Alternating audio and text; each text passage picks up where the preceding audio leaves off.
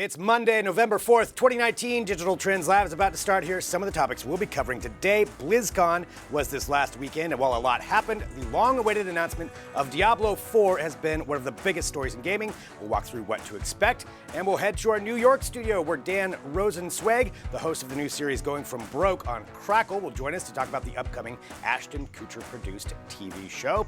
Also, Jason Kinsler is the founder and CEO of a company called LifeKey, with a new approach to wearables that will work for you during emergencies to help provide medical data to first responders. He'll join the show. And there's always a discussion about how artificial intelligence will be incorporated into our lives. But now Microsoft has an AI program that wants to be your new driving instructor. I would love to hear the thoughts of my high school science teacher right now. All that and more coming up on Digital Trends Live.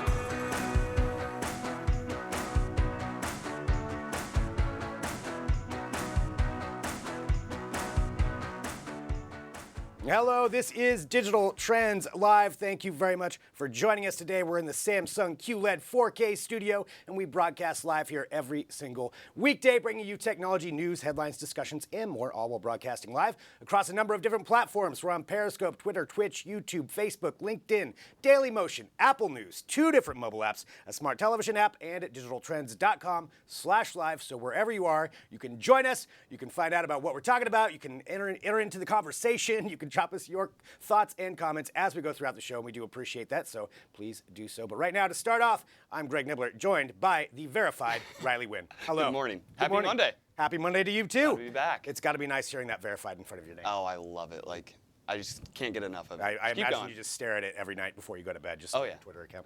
All right, let's talk about some trending news. There's a lot going on in tech, and certainly BlizzCon over this last weekend was a big one. It was highly anticipated for a number of different reasons. We're going to talk about the actual gaming side, but one of the big things was what their response was going to be to the backlash about them banning players and broadcasters for comments about Hong Kong, and we did finally get to hear something from the company. Yeah. Yeah, they Other finally than apologized you. about, the actions they took, Yeah. and how quickly they moved, and how they didn't listen to their customers, their players. Yeah. And I thought it was a good apology.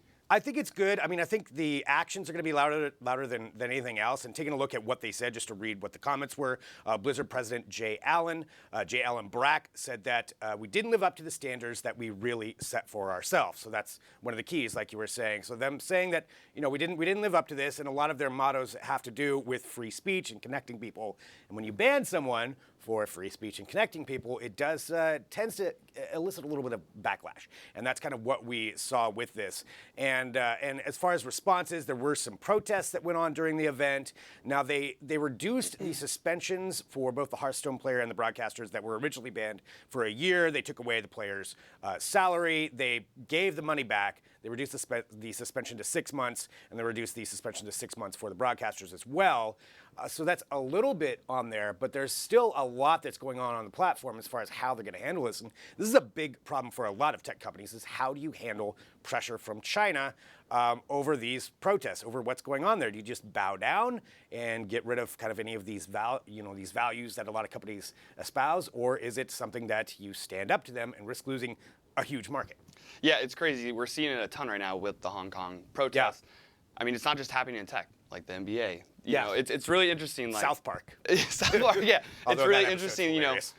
a bunch of money versus free speech and human rights. Yeah. And it's really interesting to see how companies react, and hopefully they react the right way. Right. I'm still curious, though, that with the bans, there's still 6 months ban. So Yeah. it's not like they're off scot-free, which is No. very interesting. I feel like they should be if they're going to be all about free speech. Yeah. Right? So I'm a little curious about that still. Well, they're also, I feel in some way, making it worse for themselves, too, because you institute these bans, well, everybody's going to go after it then. So Yeah. I don't know. I don't know what the right way is to handle it, but that's why I love getting opinions and thoughts from everybody who's watching live. Let us know what you think. But that's just one part of what went on at BlizzCon. There was a lot that happened, but the other big one that we just wanted to cover right now is the final unveiling of Diablo 4. So Diablo, the game series, has been huge forever. So many people love Diablo 3, and now finally we get Diablo 4. We actually got to see some of what it looks like. They released a cinematic trailer as part of it, showcasing almost like a mini movie of Diablo 4, and then they also showcased some game footage as well. This is what Well, Riley, let me ask you this: do you play Diablo 3? I did not, but this one looks scary, and I don't think I would play it either because I'm like the biggest wuss. Yeah. And I feel like one of our coworkers snuck up behind me today, and I jumped. Yeah. So there's no way I can play a video game like this. I'll just be jumping all over the place and screaming. So It does actually look really dark, and they said that they went for that. So Diablo 3, if anybody hasn't played it, I mean it's fun. It's not super complex. It's an older game, but it is a fun time. This looks like they're actually going for more of the scare factor that you were talking about, and they did say that they're going for almost like a gothic feel. They said it's going to be a little more sinister, probably a lot more jump scares, a lot more gory, they said as a well. lot more gory, and it looks really good. It's supposed to take place a long time after Diablo 3 as far as the timeline side of it, but this game's going to be huge. Yeah, it's it's going to gonna be great. huge. And that's just the bottom line. I want to know what people think too. If you are waiting, if you were highly anticipating this game, I know some people that I was seeing post about this over the weekend that were very excited about Diablo 4 and what it means for gaming. And that's at least one win that BlizzCon did have, or that Blizzard had over this weekend. Yeah, it's one thing people were looking forward to, and then on the other side they had the protest and things like that. But I also think some people were looking forward to that, to expressing their opinion, expressing their voice. And another great thing BlizzCon did is they didn't really censor people at the convention. Yeah. There was people outside handing out free shirts and. I mean, could you imagine if they tried to? What that Oh man, backlash I would think it'd be like a riot. Yeah. I think there if would they be a tried straight to- up riot at BlizzCon. There's no way that they could get away with it. But yeah, so Diablo 4. Yeah, again, the graphics look great. Looks like it's going to be a really fun game. I do see one comment on here. Sam just said, I'd pay multiple cents to watch Riley play Diablo 4. So that may be something that has to happen. We can make that happen, Sam. Multiple cents. Multiple. Rolling in them. All right, continuing on. So we have, again, a lot to talk about. If you want to read more about Diablo 4, though, we've got a lot of details at Digital Trends and everything else that was announced at BlizzCon. There's World of Warcraft news and a lot of other games. So definitely check out all the coverage right there and stay up to date with everything that went on, all the highlights from BlizzCon over this last weekend. Let's give you a little bit more news here. So we've got some other things that are trending right now, and this has to do with TikTok. Where are you not hearing about TikTok at this point? They are blowing up. Like, it's huge. And they are actually doing something that a few social media companies have gone to before, and that is creating some hardware. Yes. They've got a TikTok smartphone. This is something that's been rumored for a while, so we thought they were going to be doing this, but now we've got some more details on it to where they are actually going to be rolling out a TikTok branded smartphone. It's crazy. This has been tried, or it's been tried in the past. Yep. It hasn't been successful in the past, but TikTok is so huge right now. So huge. I think they might be able to pull off. I mean, I'm hopeful because I think the actual specs on the phone lend itself really well to TikTok. Yeah, and that's one of the key things. If they can actually, put that together. Yeah. And be like, no, this is a TikTok. This phone is enabled for TikTok.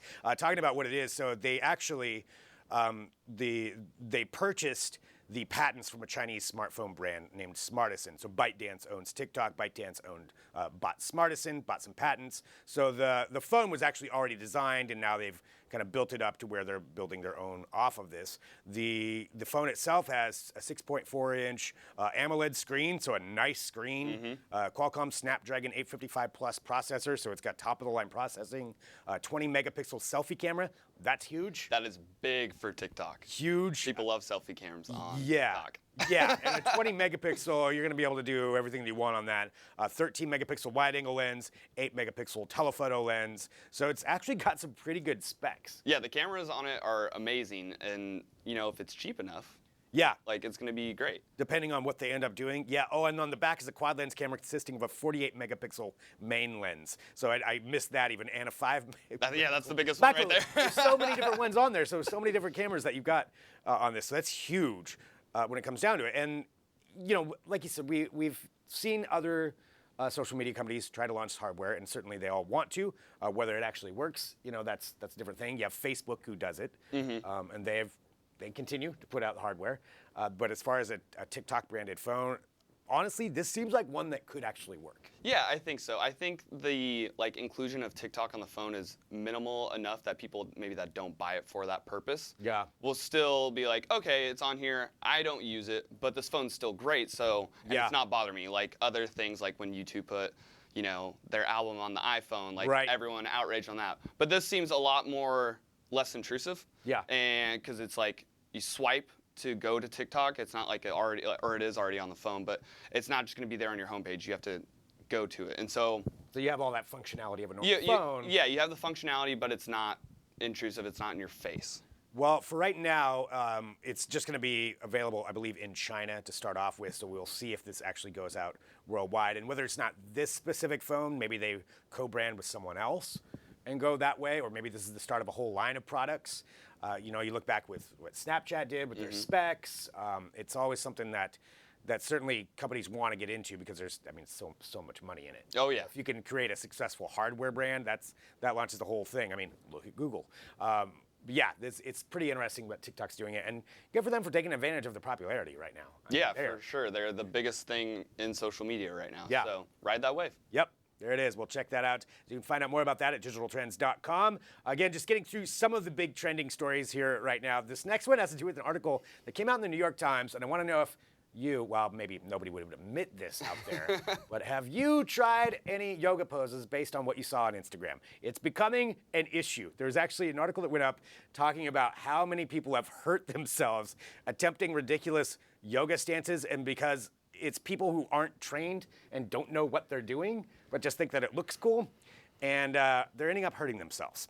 So they're saying that they've increased dramatically of people who are getting injured based on yoga right now, based on this study. And they spoke to a lot of doctors saying that this has to do a lot with what's going on social media. It's crazy. It's one of those times where social media is not getting the best out of people. This is almost like a Black Mirror episode. One of those times? Yeah. It does. It's almost right? like a Black Mirror episode where it's like everyone's addicted to social yoga. I think they're called yogis is what their like name is. I just wanted you to say that. I think they're called yogis, and so it's like everyone's doing this trying to be better, bigger and better, and people were seriously getting hurt. Yeah. Like one lady broke like 110 bones because she was trying to do a pose on her balcony and fell off. Yeah. It's crazy. Well, yeah, that's a whole other thing too. People doing selfies and then it's like the whole it's like the whole selfie stick and dying. Falling off. Yeah. It's Darwin Awards. I would say if your body's not cut out for it, don't force that pose for an Instagram picture. That would be my recommendation. Work your way up to it. You know? Yeah. You know, yeah. Start with the simple stuff. You know, child's pose, things like that, and then you can get into like the spitting cobra or whatever they're called. You know, things. I don't know. You could. I just made that one up. Okay, I was gonna say you could be making that up. I would have no idea. Like, oh yeah, no, I've seen that. I'm gonna practice that later. But it's a big issue, and that's something you can read about. Again, we just wanted to bring that to your attention. A little bit of a public service announcement. Be careful when you're doing your yoga poses. If you're not really equipped to do it, don't do it just for Instagram. You could hurt yourself. All right, final topic here before we take a break, and then we'll come back and do some read 'em and weep here as part of the show. This is trending news from SpaceX. Now, we know they've been testing out their Dragon capsule for quite some time. This is the capsule that's eventually going to take astronauts to the space station, maybe to the moon, maybe to Mars. But one of the big things that they are working on and that they're really, really key to is the safety aspect of it, of if something goes wrong. If they're launching the rocket, say it malfunctions, it blows up, how safe can they keep the people in the capsule? And that's what this testing has to do with. And this is a video that they actually posted this weekend showcasing how they can keep everybody safe. So part of the capsule itself would actually rocket off away from the rocket. So it would jet off on its own, but then to come back down, they've got these emergency safety parachutes that would deploy, and that's what they're showcasing right here. Yeah, so these are for if the main one goes out or fails. These ones come in. And I haven't seen a video of this yet. I've been hearing a lot about it because they've been doing these tests for a long time now. Mm-hmm. They look really cool when they're coming down. They look different than any other parachute I've ever seen. Yeah. So I'm curious what the tech difference is there between, traditional parachutes that we use. Of how they're doing. Yeah, I mean, and that's a good question. I mean, they're talking about they're called Mark III parachutes. It's a pretty sweet name. So yeah, it's a great. SpaceX is great at branding. Are you kidding me? Their videos are always top notch, and their branding's on point. But the safety part, yes. That's kind of the key. Because when they do launch, is to keep everybody safe, and that's something that they're spending a lot of time and money on. It's kind of delayed some of the projects, which is good. Because they had some failures, which comes with the territory, but they don't want to do it until everything's locked in. Yeah, you can't cut corners when people's lives are at stake. So. No. So that's just showcasing more of their technology, and they're always debuting new stuff. So pretty cool with that. You can check out that video at digitaltrends.com as well. All right. Thank you, everybody, for joining us here today. We have a lot coming up on the show. We're going to be heading to New York here in a little bit, to our New York studio. We've got John Velasco, somebody on to talk about mobile phones. But coming up next, we're going to read some of your comments and some of the comments that are trending across the internet. And that is part of Read 'em and Weep. So we're going to take a break, drop in your comments. We'll be back here in a minute with more Digital Trends Live.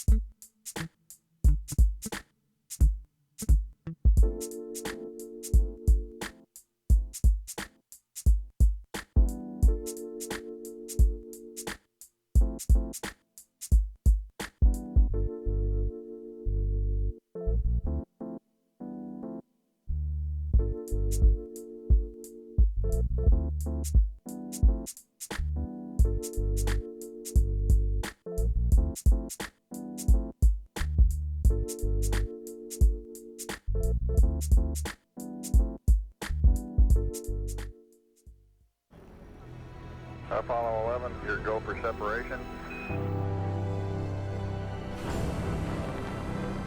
TV is making history again.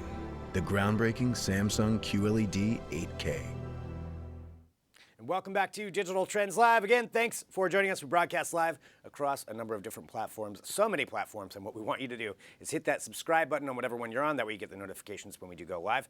And this section of the show is where we take a look at some of your comments and some of the comments that are trending across social media and the internet in general for Read 'em and Weep. I'm Greg Nibbler here with Riley Wynn. Let's take a look at Twitter right now. Benedict McGowan. It's going, okay, we see these right when you do, so we're seeing them for the first time. It's doing a right job. If you notice, it's missing the centers of the studs. Whoever programmed this knows blank all about installing drywall. A robot drywall installer, you know what? Yes, that is a problem if it's missing the studs. But I'm still fine with it. I hate putting up drywall. All you need to do is add a stud finder to the robot. Yeah, perfect. You're good. Perfect. Problem solved. This is the work that I'm okay with, and now I know I'm going to get a bunch of emails about that. But you know what? For my own personal home robot, yeah, I wanted to put up the drywall for me. Instead of DIY, it's going to be DIR. Yeah. Robot. Robot. Put up drywall there. Go to town. Do whatever you want. I'm okay with it, but yes, Benedict, I do understand what you're saying. It's not quite there yet. All right, let's take a look here. Deb Blitz-Weber regarding Google is buying Fitbit for $2.1 billion. Just more data that Google can collect on us. They know too much about us as it is. Okay. Yeah, that's certainly a concern that people have. I mean, do you think Fitbit wasn't collecting data? I mean, let's be honest. And maybe not to the extent of Google. But yeah, I think that's one of those things. If you're going to wear any kind of a smart or a wearable technology, I mean, you know that it's collecting some data. Exactly. Like, that's the reason people buy is to use that data to live healthier. So and Google did make a statement, like in their press release talking about how they bought it. They did make a statement saying that, by the way, we're not going to use any of your private data and we're not going to sell it to advertisers. So they did get that right out there because they knew this is going to be a concern. Obviously, keeping companies accountable is very important because it's deserved that we don't trust a lot of these big tech companies with data. They've certainly had enough issues to warrant that. But yeah, I mean, I think that's just the bottom line. Any of these higher-end smartwatches, I mean, they're going to have collect some data on you. If you're going to buy it, you're going to get tracked. Yeah, that's just that's how it is. All right, Miss Merck. Okay, let's take a look. And this is the most important thing senators need to worry about right now. Seriously. Okay, I'm taking a look at what this article is. Again, where a U.S. senator wants to improve the... He wants to remove the endless scroll on Instagram. Yes. Yeah, is that just to keep people away from being addicted to technology? Yeah. It's not a bad thing. I mean, I've definitely done it. Like, when you go through Instagram and, like, they just keep feeding you stuff you haven't seen, you're like, okay, I'll just keep going. But when you catch up, you're like, okay, I'm a loser, first of all. Second of all, I'm going to go do something else. I'm going to go scroll through Twitter. Right. Yeah, exactly. Time to hop to Facebook. Yeah. Yeah. I mean, I think concern about that is important, just especially for younger kids, Oh, as yeah. they're just getting, they're addicted to it right out of the gate. But yeah, I kind of agree also that that's really the most important thing. No, there's definitely more pressing issues. Nothing at all, right? Nothing at all is happening more important. Merck, that is a good statement. We do understand that. All right, as we go through here, this is Read 'em and Weep. When we take a look at all these comments, all right, John Fagan regarding Kessler syndrome. NASA and others have to consider these objects during operations, but quite please, no one has yet realized we are building a junked Dyson sphere-type wall around the planet. The Alien Council decided we were bringing too many drugs, crime, and trash to open space, and the Martians will pay for it. A lot to unravel right there, and I appreciate your comment, John. If I am to take it seriously, let's just say this: the Dyson sphere, we're a long ways from that. But I do understand that the amount of space drugs is a big concern. It's certainly something that I would worry about. You know what those astronauts are up to. So yeah. That Tesla Roadster was just a mule. Exactly. Thank you. It was just a mule. For somebody who understands these important issues. Yeah, and the Alien Council was just, they had enough of it. I get it. All right, it makes sense. What is Chris the Bot? YouTube fixer of broken things. All right. Okay, I've got one of them. It's called a 1999 Ford Escort van. Okay, this could be the. Let's see. Taking a look at what is this article about? We're gonna work on this just so we know what we're talking about. But yeah. Make that a little bit bigger, yeah. Yeah. It's a napping pod. That's what it is. So it's a pod that you can Chill. take a nap in. So, all right. I can see that. Yeah. As far as a 1999 Ford Escort van, yeah, you could definitely nap in those as well. I don't think I would want to be in a napping pod though, because I'd get too claustrophobic. Oh, really? I'd be It doesn't worried, bother like, me. if it's like sealing you off, like what if it doesn't open back up? It doesn't bother me that much. Okay.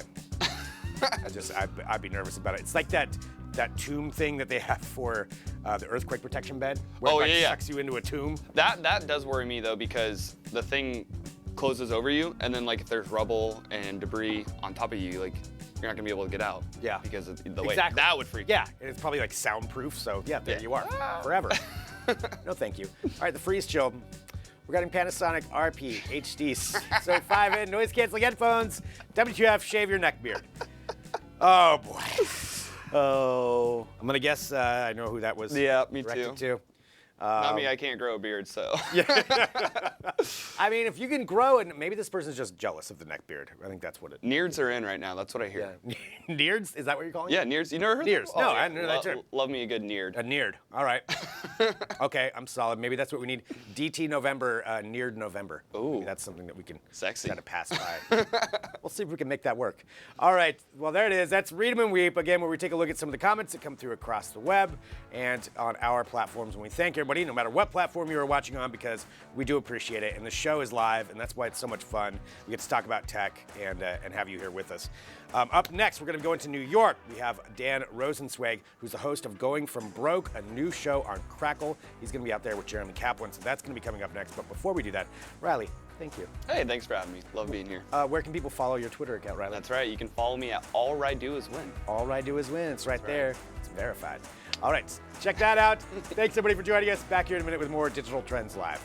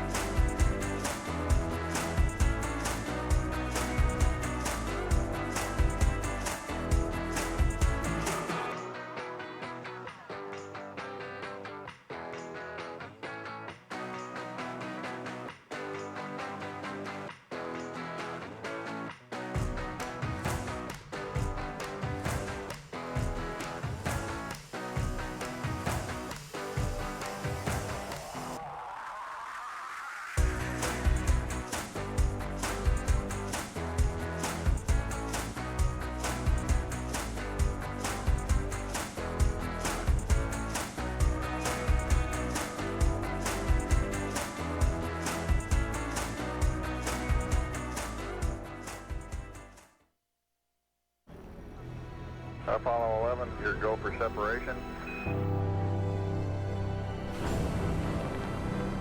TV is making history again. The groundbreaking Samsung QLED 8K. Welcome back to Digital Trends Live. I'm Greg Nibbler. Thank you for joining us. Drop in your comments on whatever platform you are watching on. We're on a lot of them, so hit that subscribe button too, and share the show if you want to. So right now, here's what's going to happen. I'm here in our Portland, Oregon studio. We're going to head to our New York studio, where standing by, we're going to have Dan Rosensweig, who's the host of a new show on Crackle called Going From Broke. It's a show about tackling crippling millennial debt and so much more. Really excited to hear about this and to conduct that interview. We have Jeremy Kaplan, our editor-in-chief, standing by. Let's hand it off to him right now. Jeremy, take it away.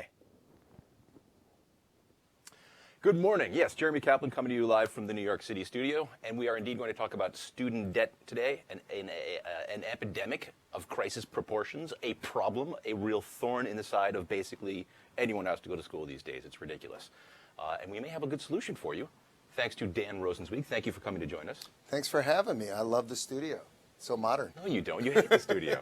For those of you watching at home, it's a closet. Oh, come now. But it's good because we don't want people to have debt. It's not just a closet, it's a beautiful closet, and It it's is. all ours. It is. It's 100% owned by you guys.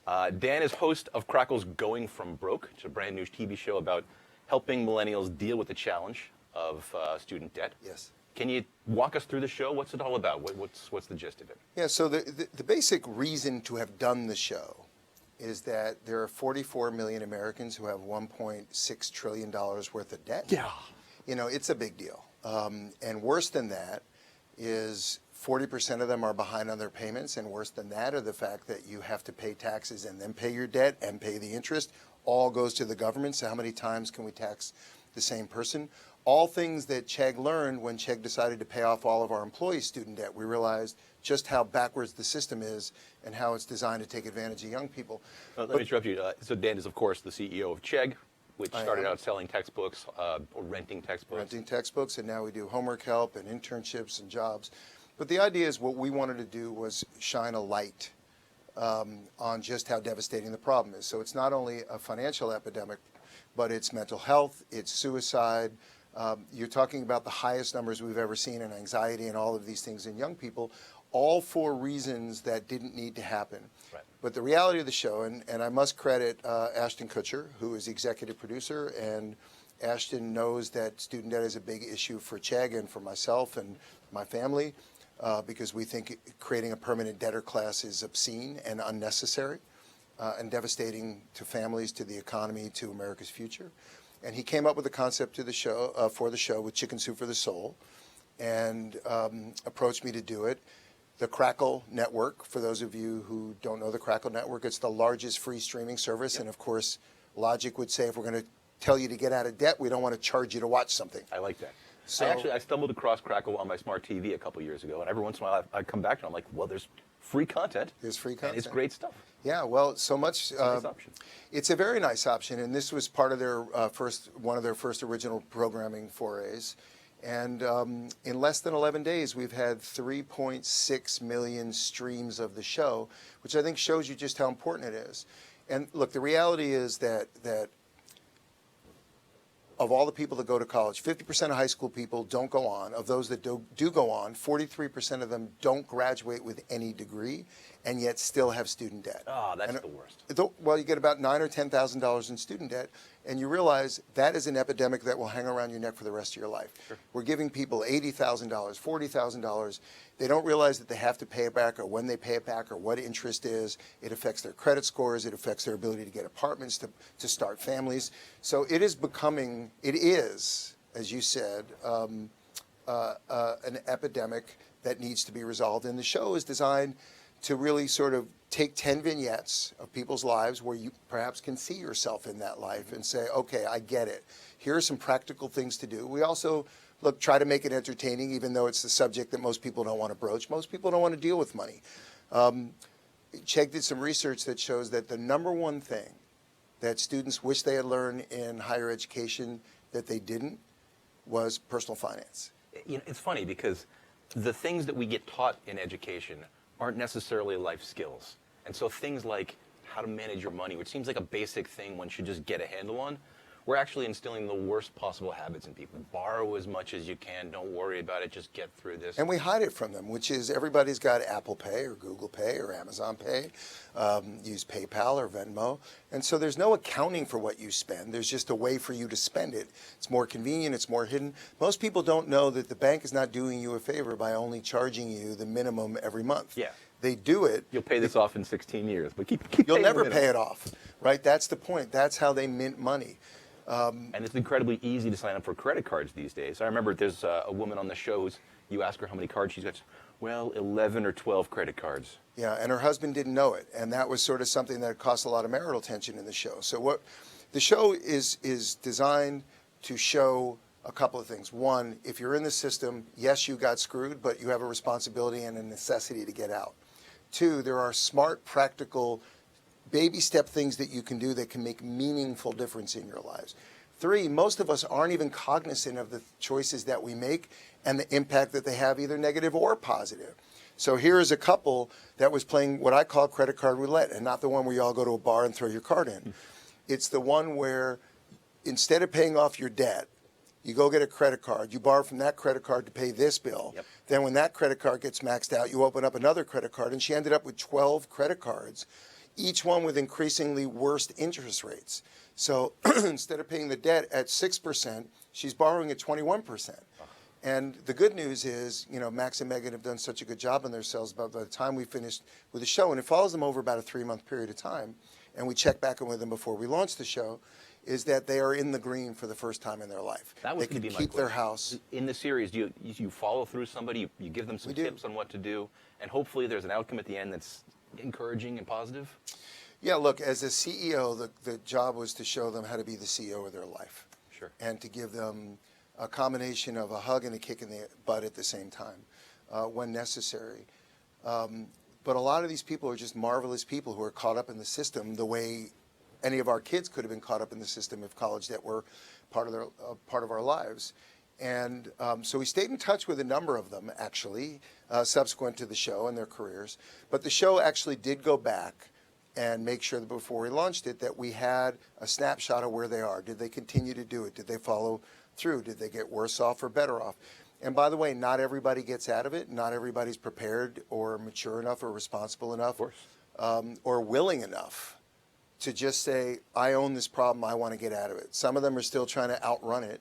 And like I said to Obi, the track star from BC, it's like as fast as you've been and you've got 10 records at the school, you can't outrun the debt. I remember, so when I graduated from college, I had $25,000 in debt, and it seemed insurmountable. Yeah. And, you know, 80% of your income is going to your rent.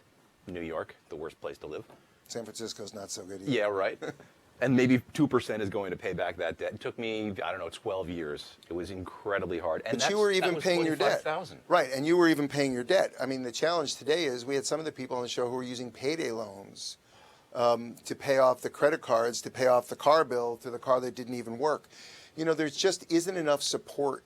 With all the things that we can do on the internet, we could and should, and Chegg is actually going to build a channel called Chegg Money in the course of 20, which will help people understand small steps. Like you talk about student debt. If you increase your payment $100 more than the minimum that they ask you to pay, you can cut the number of years off your debt by about 10 years and cut $11,000. Do you want to be in debt at 50? 44 million Americans have debt. There are 6 million that have it over the age of 50. So That's a great tip. My question for you is going to be, do you have practical tips? That's one. the whole show is practical tips. So we went out and got some real experts on. Denise Fendo is a financial expert and was the partner on the show. And then we got people like Gene Chasky who could come in, and there's little video clips of things you can do. Exactly what you can do. You can go to goingfrombroke.info and see more practical things. Everything on the site is free. There's nobody paid to be there. It's really just an information resource. You're not even being paid to be there? No, what Chegg decided to do was we thought the topic was so important that we donated what they wanted to pay us back to actually reducing student debt. That's fantastic. Well, look, I have a day job and I'm extraordinarily fortunate, and there's no doubt that you know, there are ups and downs to everybody's lives, but at this stage of my life, I'm in a position to be able to do that. I wouldn't recommend it for somebody who isn't, but a lot of young people do it. But I'm just saying you didn't have to, and that was a very generous Well, thing. The repaying the student loans, the debt of your employees as well, Yeah, another well, really generous thing. You know, we felt like we could not have the credibility we need until we really got deep in the process. And Chegg has over 110 employees with significant student debt, and we pay $5,000 a year towards student debt to the lowest paid employees, and $3,000 to employees who are paid higher till it's gone, as long as they stay. But even there, we learned that a company like ours can pay $5,250 a year towards continuing education for our employees. But if I want to take that same $5,250 and help you pay off your student debt, you get charged taxes. So the government takes half, then we pay it off. So we've been lobbying the government. There's actually a bill in the government now to at least eliminate that. Everything has been designed to optimize how to take money out of young people's pockets to support something else. And we want to reverse that. That's really remarkable. And if all the show does is give people confidence that they can control the situation, you're always in control of more things than you take control of, is what I've learned in my life. You know, I've had some giant failures in my life. You know, we've all had them in business and in life. But at the end of the day, it's about resilience and getting up and just trying to make one step. Once you make one, it's easier to make the second.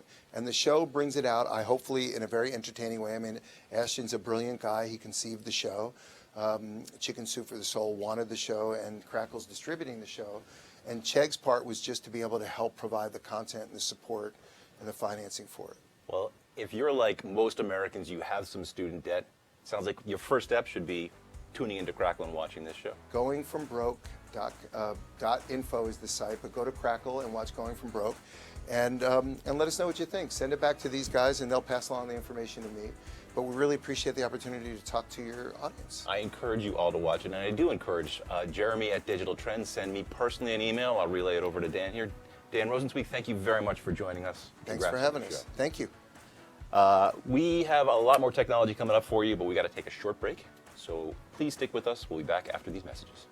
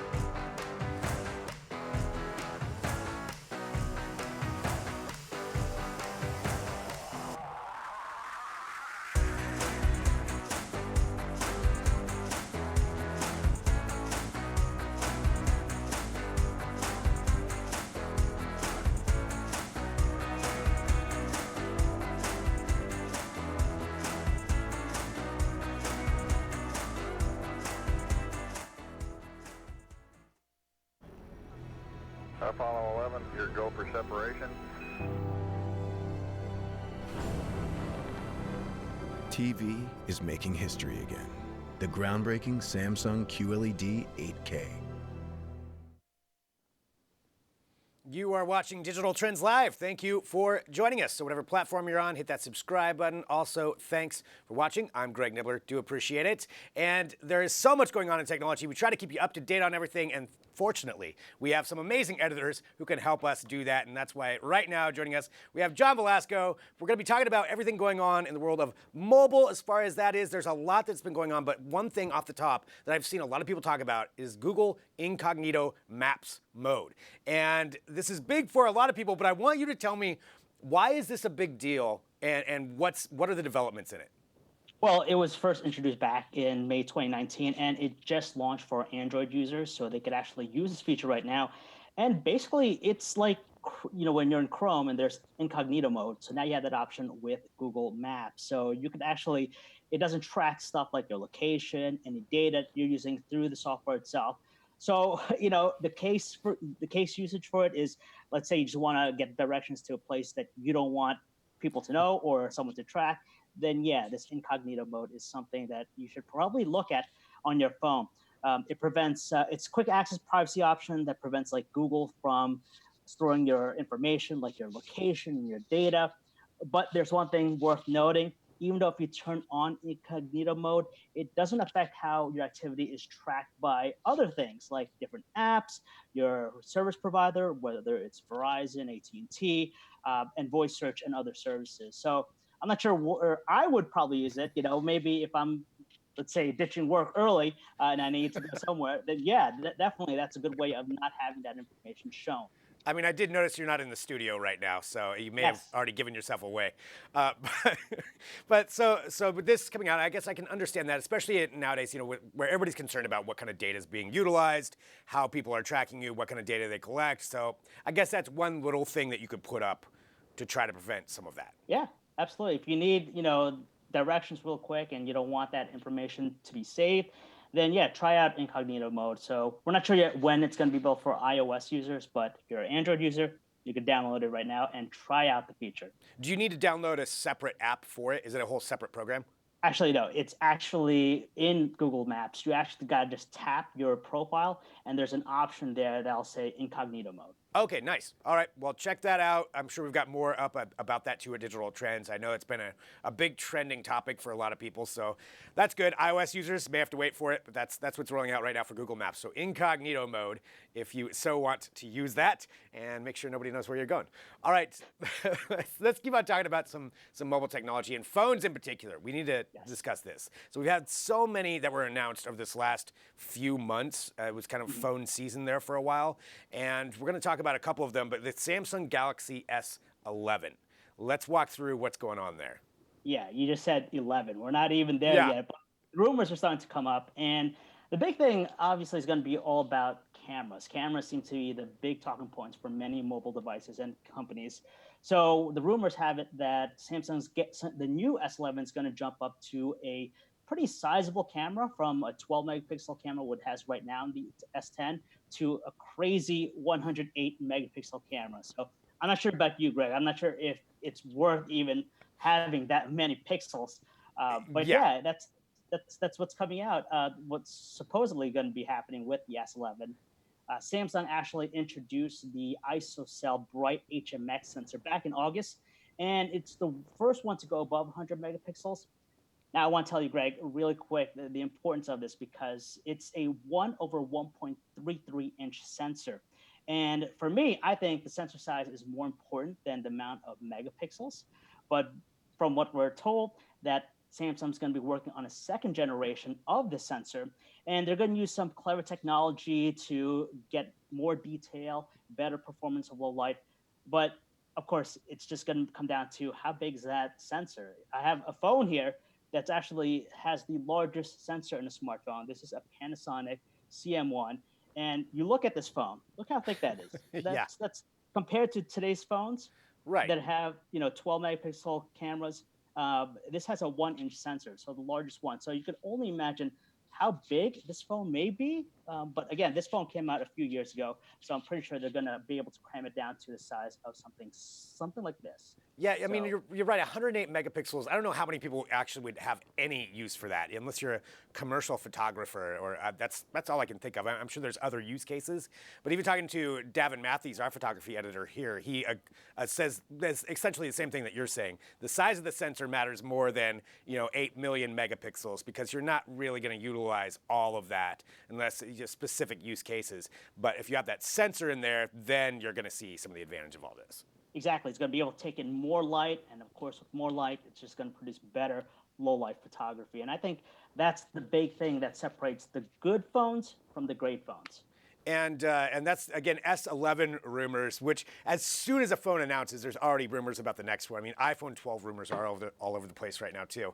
But yeah, Samsung S11, so it sounds like the cameras are just going to get better and better, and that's the improvement that we're seeing, or that we're hearing about for right now.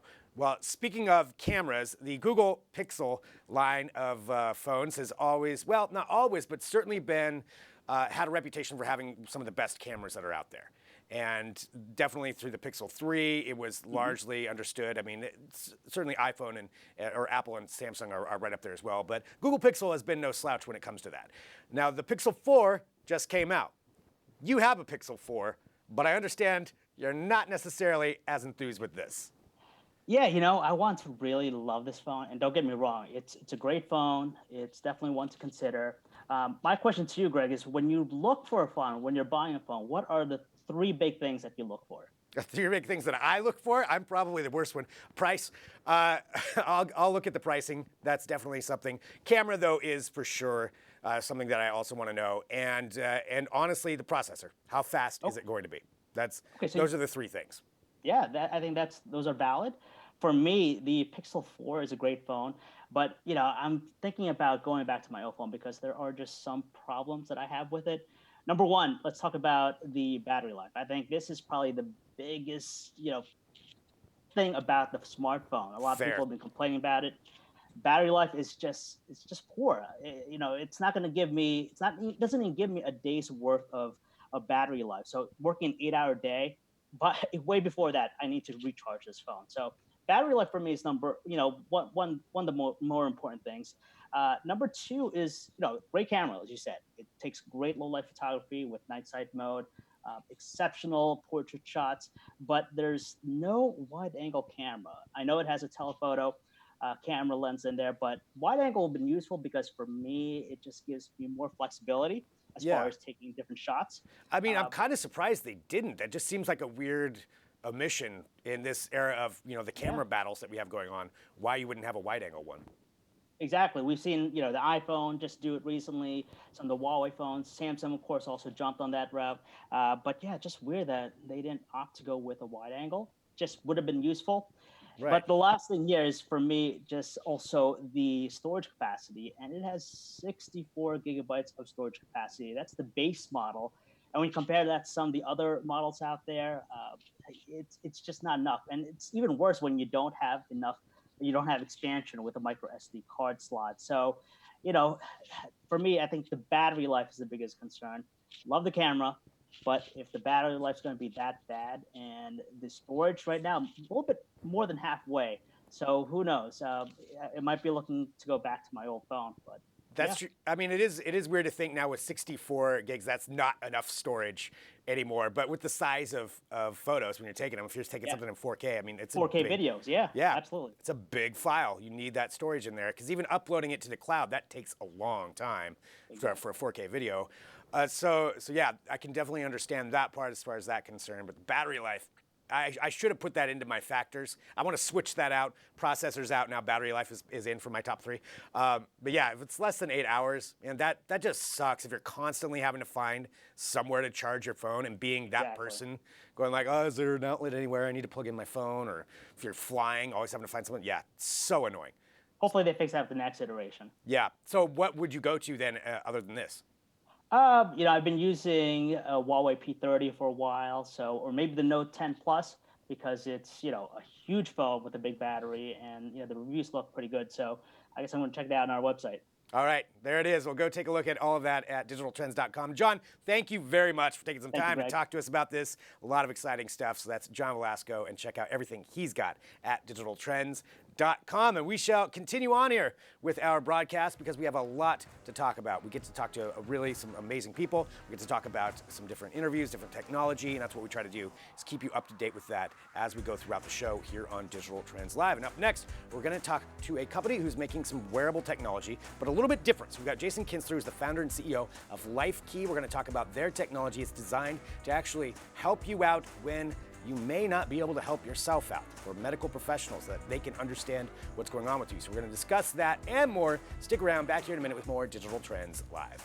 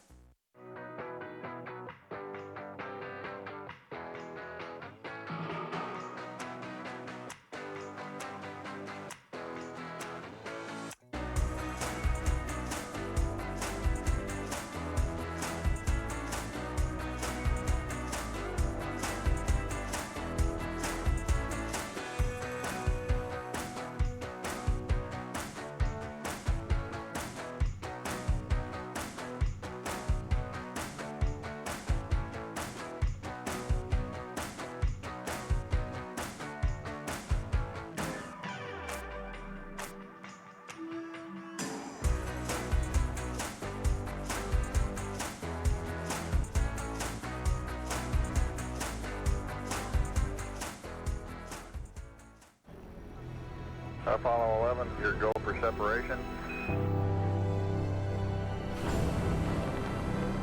TV is making history again. The groundbreaking Samsung QLED 8K.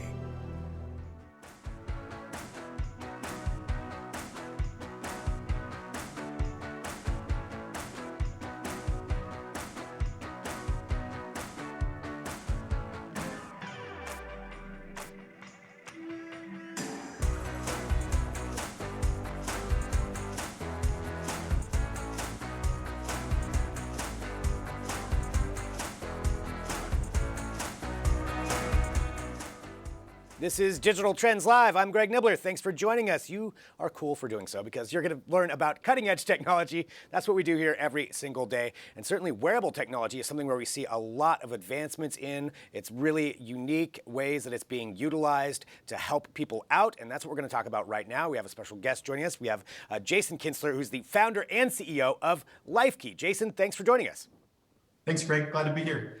So we have actually some samples of your product right here. Before we get into that, I kind of want to walk through what they are, but can you give us a little bit of the backstory of your company and what makes it unique in this mobile wearable marketplace? Yeah, obviously wearables are a hot ticket item right now and a place to be with Google's recent acquisition of Fitbit. But with us, wearables, we sort of came to this this product from a different angle. We feel like we don't need more screens. We don't need more distractions. There's a place for technology that can be quiet, integrated into our lifestyles, accomplish some tasks without battery power, without screens, without more distractions. And that's kind of the rationale behind LifeKey. We're starting in the medical data and family notifications and sort of the safety side of life, but we'll be expanding into all sorts of tasks, including payments and things like that. I think that's an interesting approach for a couple of things. One, the being less obtrusive, because you're right. You see a lot of things where it's bigger screen, more tech, more shininess, more being in there. But this is actually focusing on what it's trying to do as far as the importance that it's trying to convey. And this side of the medical technology is something that's really interesting because it's something that can help people out. So let's walk through the products themselves, if you don't mind. I mean, you just kind of give us an idea of what it is that this does. Yeah, so the catalyst for this is I had a friend that would commute on his bike to work about 25 miles on a 2-lane highway in the middle of Wyoming. And I said, like, what do you have for safety? And he had this medical ID bracelet. And it was just a bracelet with an engraved either phone number or medical condition, whatever. And we've all seen these. And that's been pretty much the tech for, I don't know, 50, 60 years. Right. And I thought, man, it could be 10 times better if we could connect that and put some data behind it. So that was the logic, is let's create a wearable that basically doesn't require any batteries, that can interact with my phone. So I can scan this wearable with any smartphone and pull up my emergency medical information. I can notify my family members. So that led us to all sorts of use cases. We started with a wristband and quickly moved into things like rings for your finger, zipper pulls for your jackets. How can we integrate this into your life so that it's not that obtrusive thing like you talked about? So this has the medical data that somebody like a first responder or a medical professional would need to know some basic information on you. And correct me if I'm wrong when I'm saying that. So how do you provide this information? How is it stored on here? How do you interact with it? Yeah, so what's interesting is because we started in medical, we had to deal with a lot of compliance issues like HIPAA. Yeah. And so we really spent a lot of time making sure this thing was secure and safe. It can pull up your emergency medical information. There's what's called a public profile, which is what you want everybody to see that scans this. But you can actually lock it down and only provide access when you want to. It's not just things like the medications I'm taking, my blood type, any major medical conditions. It's also things like who's your primary care provider, what kind of insurance do you have, who do you want us to contact? And then the bigger thing that really fires people up is when one of these devices is scanned, your family gets a notification on their app as well. So, for my kids, they're at soccer practice, they're at a soccer game out of town, something happens, a coach, a teacher, a trainer can scan their LifeKey on their shorts, maybe it's a wristband, and I get a notification, and it's a little peace of mind, right? And so that led us to thinking about how else can I use this? When I land in LA and I'm in LAX, can I just tap on my LifeKey device, let my family know I landed? Here's a little GPS location of where I'm at. It's not tracking me. You talked about Google Maps earlier. It's not tracking me. It's a push. And so I really feel like there's potential to be sort of this new way to. It's kind of the new emoji, if you will. I'm sending this little bit of love to my family or loved ones to let them know where I'm at and that I'm safe. Wow, I mean, that's an incredible feature in itself. So it interacts through the app. Now, for a responding professional, I'm going to go ahead and open up one of them up here, too. I want to walk through some of the products. For a responding professional, medical professional, how do they scan it? Do they need the app as well? No, what's really cool is, all of the new smartphones from about 2018 on, all are NFC compliant. All NFC coming on board for all the Pixel phones, iPhones, from iPhone XR and XS up. So the newest iPhone 11, they'll just scan out of the box and it'll pull up your public profile. Of course, if you want to dive in to get more information and really unlock what you can do with it, you want to have the LifeKey app installed. It's a free app. The other thing that's important that a lot of people ask about is there a subscription to this thing? There's no subscription. So once you buy the device or once you're given the device, that's really it in terms of cost. So it's a really, it's just one of those things like, why didn't we have this? And how come nobody's done this? And I tend to think people just kind of overthink it and go so deep with electronics, Yeah, you're right. That's exactly what I'm kind of thinking of too. I'm like, this just makes sense. There was nothing like this before. Taking a look here at one of the comments, nice development. The only disconnect is if you were out of cell phone range. Dead zones, is that what you're talking about, to be nowhere and hard to find? That's a great question. That was a challenge that we were actually able to solve with software. And so initially, when you have a device, if you don't have cell service, then you can't download an app, right? But we love to think about these closed ecosystems. We're here in Jackson Hole, Wyoming. So if you imagine being up on the ski hill and every ski patroller has local data, right? So everyone that has this has a LifeKey on from this location, we're able to access their public profile and it basically can store it locally. So there's a lot of ways we can solve those things. And, as we go, it'll get better and better. I think 64% of the world has cell service. So that's a good place to start, we figure. Yeah, absolutely. And well, taking a look too, I mean, and I'm feeling the device right now. It's very unobtrusive. I mean, this is very light. You would hardly, it just feels like a regular old wristband. And so that's kind of great that you have all that information stored on there. Now, another question is, what happens if I lose this with all of this information about me on there? Yeah, it's pretty cool. It's a little bit like a debit card in that sense. Is if you drop it, you can go on your app, turn it off, and it can't be accessed. Nice. There's no data actually stored on the device. It's just an ID number. So that's what's amazing about the Internet of Things, and I would call this the Internet of People in a sense. We can do so much with just the public key and the private key, and that's kind of the logic behind this. And one thing I wanted to point out is you talked about it being unobtrusive. I mean, we're doing things like fabric patches that, you can just crunch these up. They'll be integrated into uniforms. We're working with people like the U.S. ski team to put this in race uniforms. The applications for this are just so broad and so wide-reaching and far-reaching that you're going to see a lot of us, I think. Well, and so important. I see one here right now that's just a patch that you can put on like a bicycle helmet or something like that, or a ski helmet. It's so important just because of what this bit of information could convey for somebody who needs that information. Just that little bit of time saving or that access to that could actually help save some lives. Well, talking about the products themselves, we've got a few different here. Where can people go, and how much are we talking about as far as price? They can go to our website, which is wearlifekey.com, or also lifekey.co, either one. And everything is pretty reasonable price point. So we're talking about wearable electronics under $30 in most cases. So the fabric wristbands, they're around $25. And, you're going to start to see LifeKey integrated into other products. So we're working with a lot of large companies, whether it be soft goods manufacturers, some accessory manufacturers that make things like silicone rings. So you'll see different price points for LifeKey or things with LifeKey integrated into them. But largely the technology is pretty low cost, and we're excited about that. One final question. Are you going to be at the Consumer Electronics Show in January? Absolutely. We launched at CES last year. So we're now, I guess we're not rookies anymore, so we'll be there. You've been through the grind of what CES is then. Right. Yeah.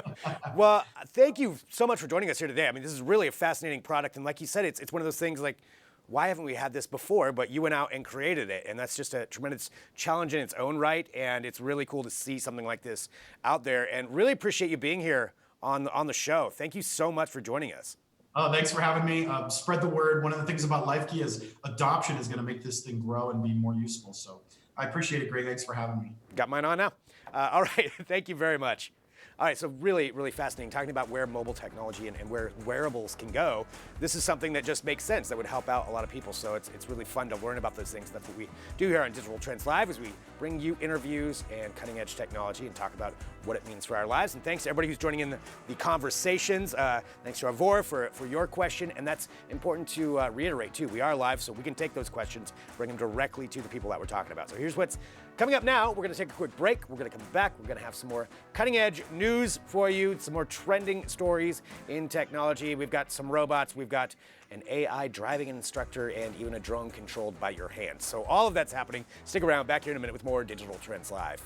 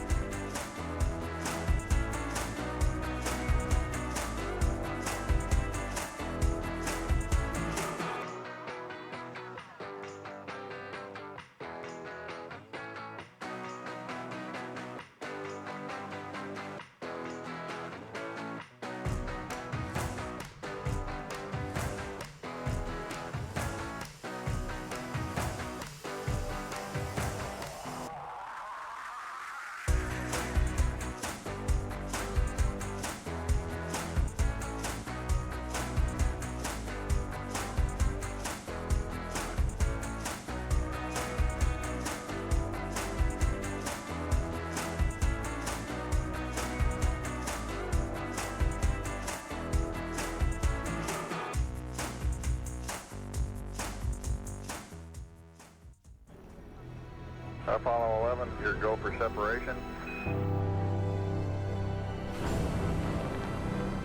TV is making history again. The groundbreaking Samsung QLED 8K. And this is Digital Trends Live.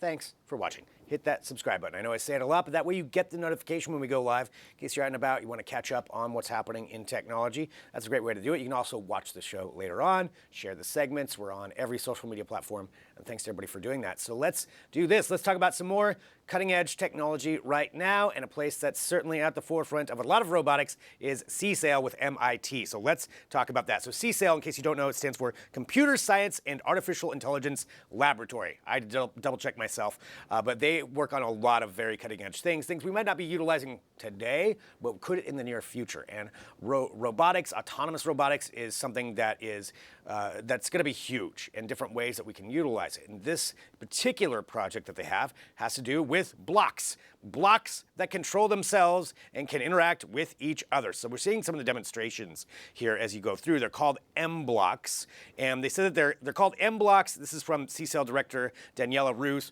who said M-Blocks stand for motion, magnet, and magic. Motion, because the cubes can move by jumping. This is very important. And they can also connect to other cubes using magnets. So there's magnets involved. What are magnets? How do they work? And then also you've got the magic is just the idea that you don't see any moving parts. So they move by themselves as they're connecting with this. So the key here of where this could go is these are robots that can build their own things. They can build structures on their own. Now, at first, you could go the terrifying route that they're going to build horrible things. But what they could do is imagine going into an emergency situation. This is something that they're looking at with this, an emergency situation where there's destruction. Say there was an earthquake or a hurricane, and humans are having a hard time getting down into something to help save people. You could, in theory, throw out a giant box of these robots, put out a ton of them, and they could create autonomously a set of stairs down to get to someone, a ramp to bring someone out. they could do all of this just on their own by understanding the environment and interacting with each other. And that's really what the big thing is here. So they've got a flywheel inside them that moves at 20,000 revolutions per minute, and they use this angular momentum to flip themselves up on top of each other. So that's what you're kind of seeing there. So you can control and create what they want, what you want them to turn into. And then the idea would be eventually they can do this autonomously and create their own structures as you go through. And that's where it would be utilized in an emergency situation. So pretty cool, pretty cutting edge stuff. Again, it's not something that we're going to see tomorrow, but this is where we're going when it comes to robotics. This is the kind of thing that people are working on. And if you think about it from that aspect, this could really be very helpful to a lot of people. So that's something coming from MIT. You can read more about it at digitaltrends.com. Continuing on with cutting edge technology, we've got another one here. We talk about artificial intelligence a lot and the ways that it's being utilized to either help us or how we're going to interact with it going into the future. And this is one that, I'm going to be honest, I have mixed feelings about, but I want to know your feelings on this. And it's something coming from Microsoft's research team, another company that's at the forefront of artificial intelligence. But they are looking at eliminating a position by using AI, and that position is driving instructor. So if you, like me, you went through your driving instruction class, you had your teacher or whoever it was that would sit there in the passenger seat with their foot on the double brake, constantly pumping it, but maybe that was just me. He was terrifying, but I did learn how to drive while being distracted. So, sorry, Mr. Martinson. So here's the deal. What we're looking at right here is this is actually a smartphone app that you would put onto your screen, so you can see there mounting like any other smartphone. The driving instructor is part of this. So it's an AI driving instructor. So this project's known as HAMS, which is Harnessing Automobiles for Safety. That's their acronym that they're going for. And it's hooked into your car, so it's basically like somebody in the passenger seat, where it can understand where you're going, can understand the distance. Now, you would certainly have to have a higher tech vehicle in order to do this, but it's got an accelerometer in it. It's because it's hooked up to the phone itself, so it can utilize all the smartphone features. It's got that camera. It can understand where it's going, and this is what it would do. It would be the one that would be giving you your instructions while you drive through your course, or maybe, God forbid, onto the road. So this is not something, for me personally, I think there's still some value in having, an instructor there in the car with you, walking you through all of that. I know that they're demonstrating it just on the course, and I get that, maybe technically the artificial intelligence is, it can know everything that's going on. It can help guide you and help calm you down. But one of the things they said was to actually help people be calmer, not have somebody, next to them making them nervous. I think you should be made nervous a little bit. I think I'd rather somebody go through the nervous side of it and have a weird instructor staring at you and judging everything that you do. I think that's important if you're going to be out there on the road, because not everything is going to be nice and calm and easy with an artificial intelligence instructor. Like, oh, no worries, just go ahead and slow down. That was just a person in a wheelchair. You're fine. Like, I think you need to have that, but that's something that's being worked on. So the project itself, the tech behind it, is pretty cool. But this is one where I think there's still some value in having the instructor in the car. But let us know what you think. They're saying that it would free up people to actually have, since there's maybe a lack of instructors, this would help mitigate some of that. They're testing it in India right now. So maybe that's one of the other key things too, is if there's a lack of instructors, this could be good. But that's something they're working on. You can check that out at digitaltrends.com. All right, the final thing we're going to talk about here is some space technology. We brought up SpaceX earlier, but let's talk about going to Mars, because eventually that's the goal, right? Of all of these space programs, whether it's SpaceX, whether it's NASA, whether it's the ESA, they all want to get somebody onto Mars. And once we're there, how do we explore our environment? Drones are something that are going to be incorporated more and more. There's some autonomous drones that are going to be going there in the near future. But how would we have humans out there in your spacesuits walking around on the surface? How would you control your drone, especially when you're in a suit? It's really hard. It's not like you have a lot of dexterity there, because it's difficult to hold on to something. You wouldn't be having a remote control. So what about if you could just control it with your hand, like magic? And that is what we're discussing right now. So this is something that they're working on. And it's from a Norwegian-based startup called Intention. And they created a glove that can control drones. So you can actually utilize this here on Earth. That's live footage from Mars is what that was. So this is something where you would be able to have just your hand, and this glove is so incredible as far as what it can detect. It can detect the slightest movement on your hand, and you would be able to lift it up, control the drone, have it fly through. It's got haptic feedback in theory of where they would go, so you would know what it's landing on. You have it imprinted on your screen. It's pretty awesome. I really want to use this now myself. Just to be able to feel like you're magic, flying a drone over people. It's probably why I shouldn't have one. But that's still, this is what I want for the office. This is what we're talking about. So this is coming from the NASA Houghton Mars Project and the NASA Ames Research Center. So yeah, it all be incorporated in there. They could get up to any kind of area that they want. Speeds all controlled. The most minute movements are controlled by this. Pretty cool idea. Definitely a good use for that, and also a use for me here. So I would like to talk to them if they wouldn't mind intention. If you wouldn't mind sending a demo package here at Digital Trends Live, I would certainly fly this around the studio, and it would be completely safe.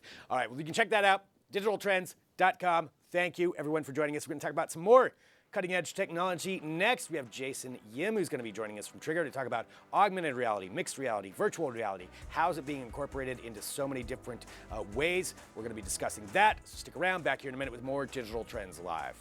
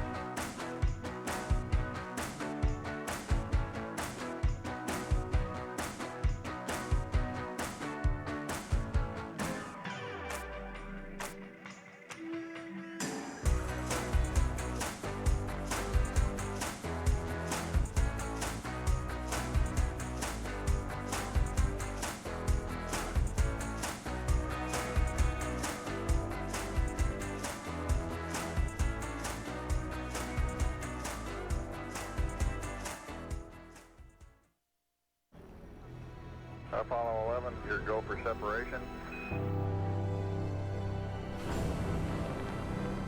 TV is making history again. The groundbreaking Samsung QLED 8K.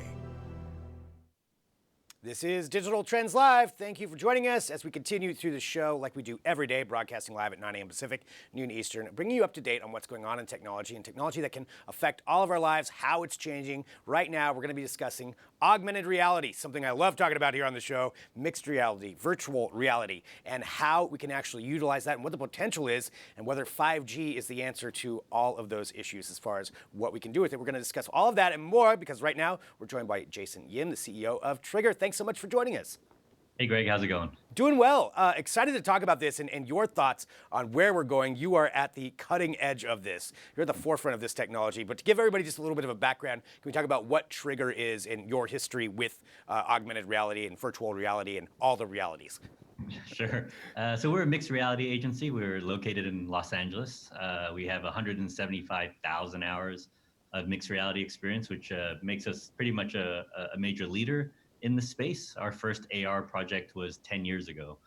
So just as an example of our clients, like this year, we did the AR for the latest Spider-Man movie, Toy Story 4. We're moving on to Star Wars, for the NBA, for the PGA Tour, NHL, as well as many other kind of big brands and auto clients as well. That's incredible right there. I mean, that's clearly a lot of experience in this field. And it's always exciting to me to see new, especially in the world of entertainment. I feel like that's where there's just this limitless possibility. There is in other fields too, but looking at that, things like the NBA, incorporating it in, or Star Wars or Toy Story 4, like you said, it's really cool to see how it's utilized. This is something that you've been doing. So knowing that, and knowing where we're at with augmented reality, let's talk about, I guess, where the space is right now and where you see it going in the next few years.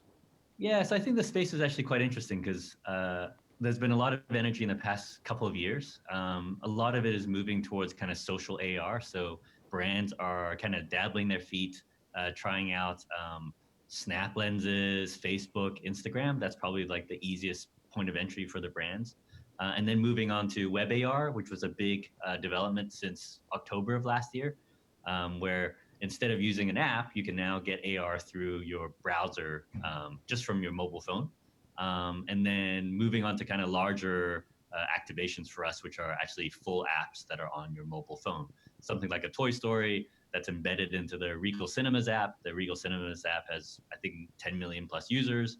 So we actually put the AR content into there, as well as full installations that we've done at the Lego Museum, where you can actually walk in and there's embedded scanners, giant fish tanks that you can scan your brick builds into. So all of that is AR. So it goes from very simple on the social AR side to very, very complex to this full installation solution.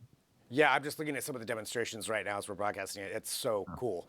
It's got to be so much fun working on these projects and coming up with different ways to use it. But one of the things, like you said, you're talking about it going on to phones and even going on the web AR, which is going to be huge, definitely.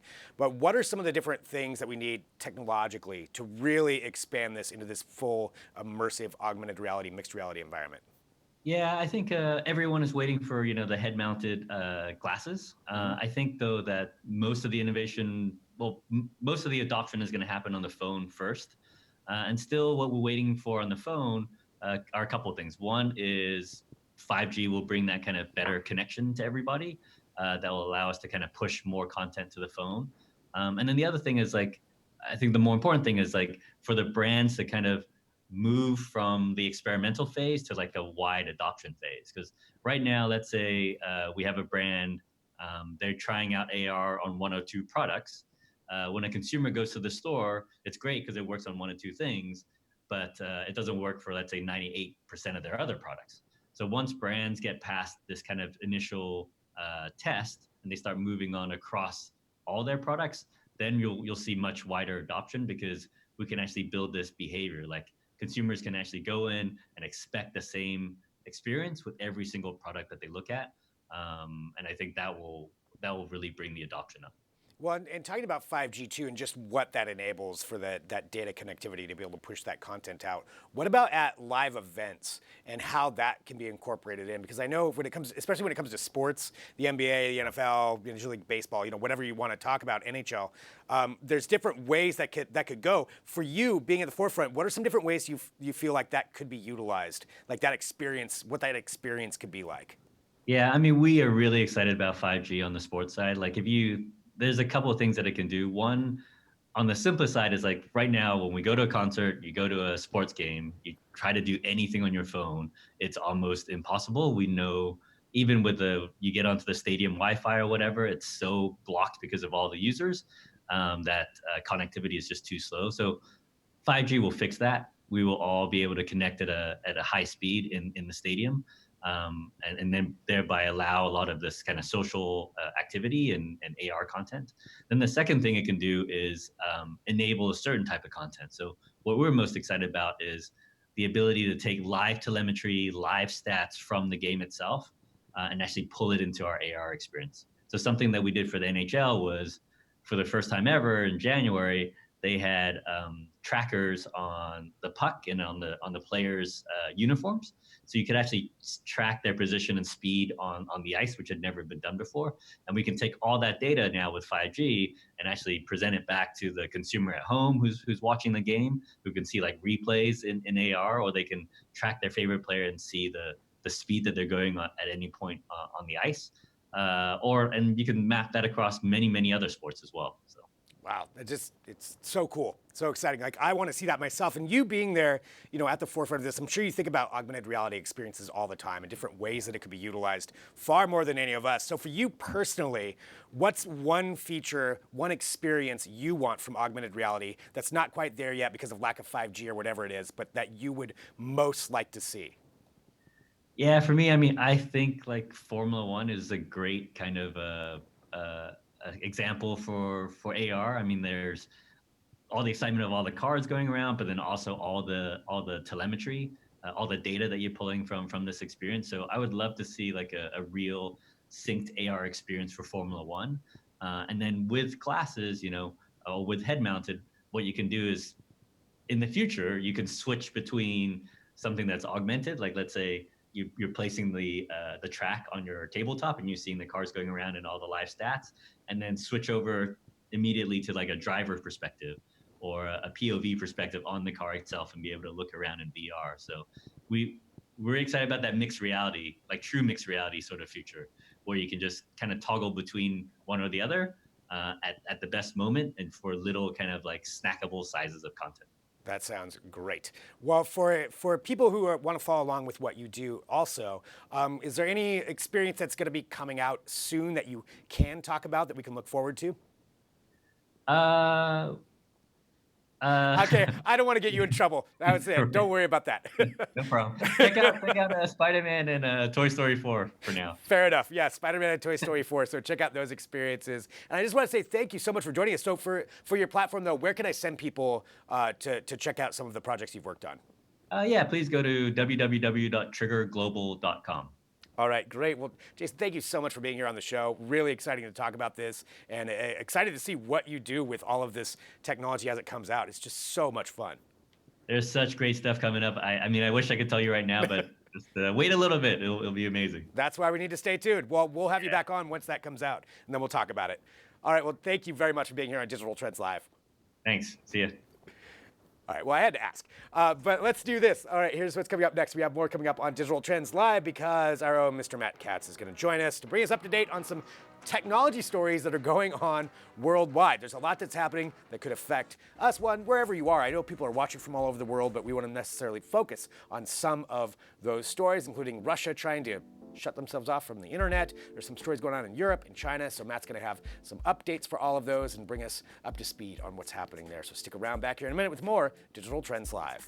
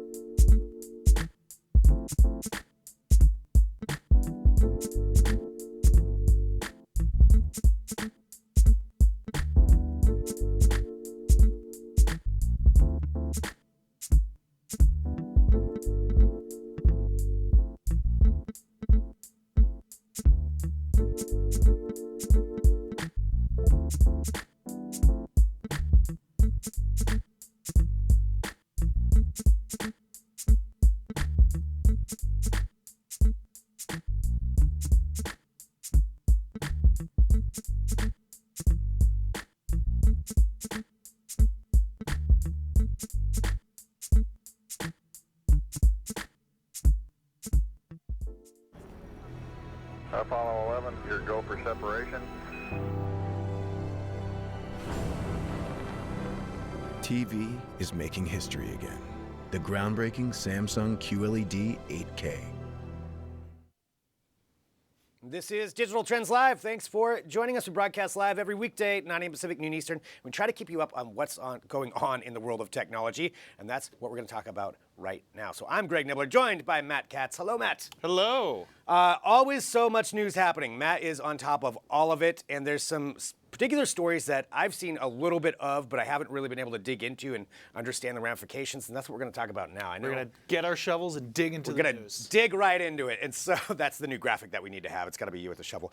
But let's talk about what's happening in Russia right now for one of these topics. Well, there are many things happening in Russia, but Russia is trying to essentially disconnect itself, or at least give itself the ability to disconnect itself from the rest of the global internet.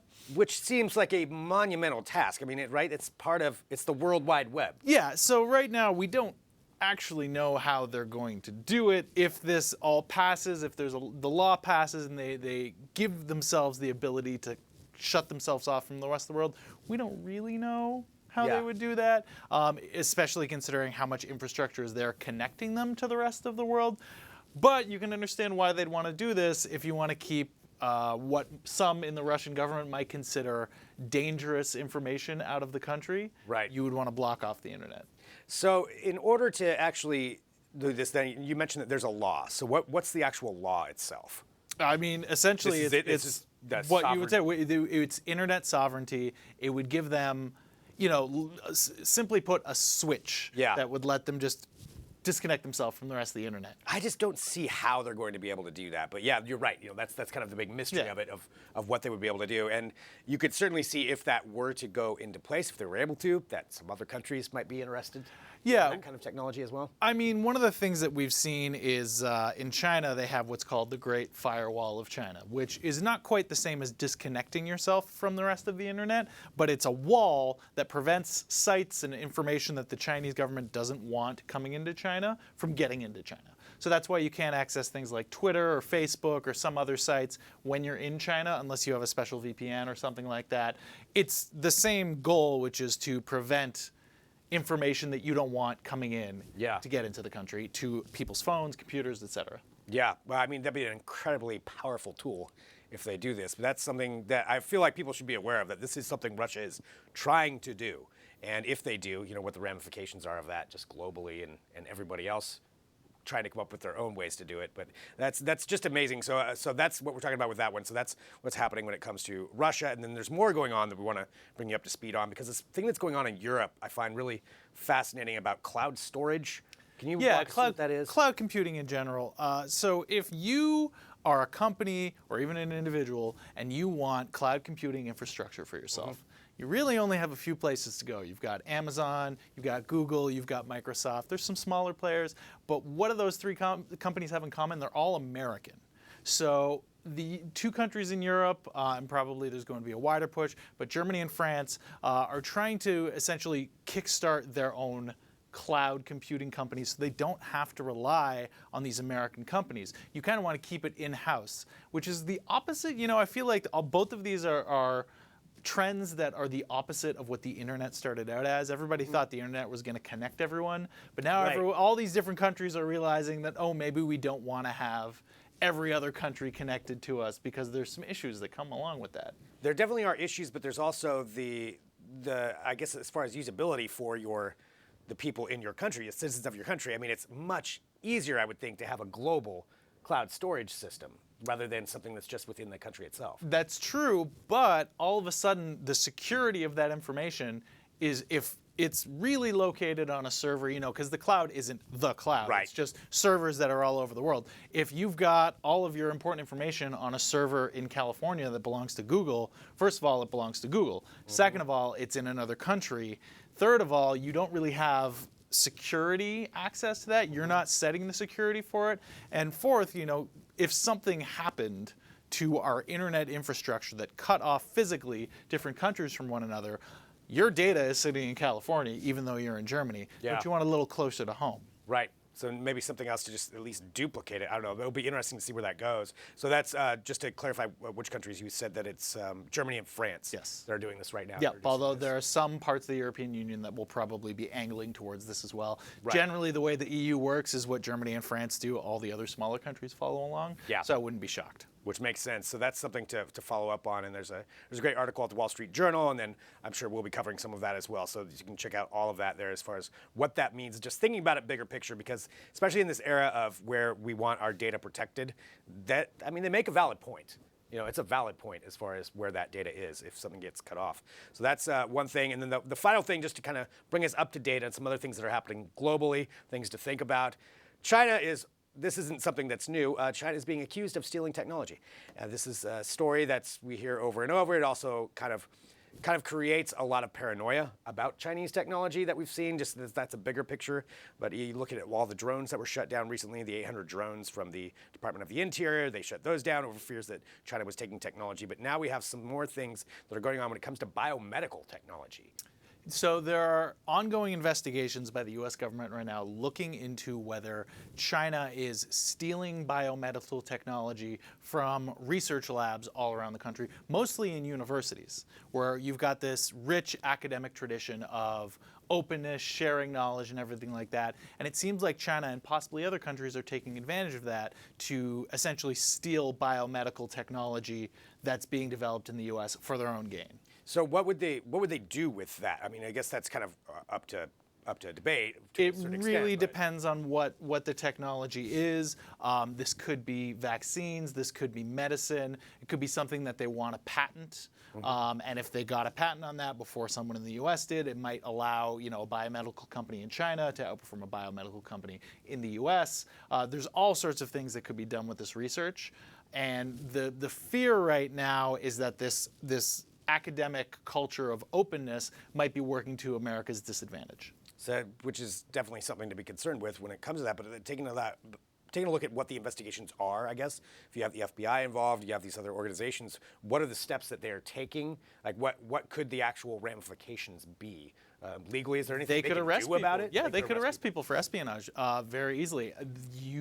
Once you essentially are working in the foreign interests of another country, especially if you haven't registered as a lobbyist, and especially if you're doing it secretly, that is breaking the law, and you can be arrested for it. So there is a sense of paranoia right now among this small biomedical community that there are both people that are stealing information, but also that you could be accused of being one of those people that's stealing information.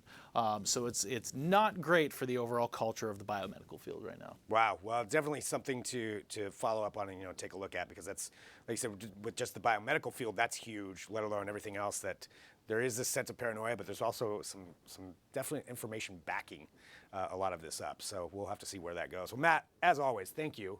Of course. For bringing us up to date on some things that are going on in the world. And there is always up-to-date news at digitaltrends.com. That's why I want to make sure everybody knows anything that we've talked about today. You can always go there and get some more in-depth information and stay up to date on that.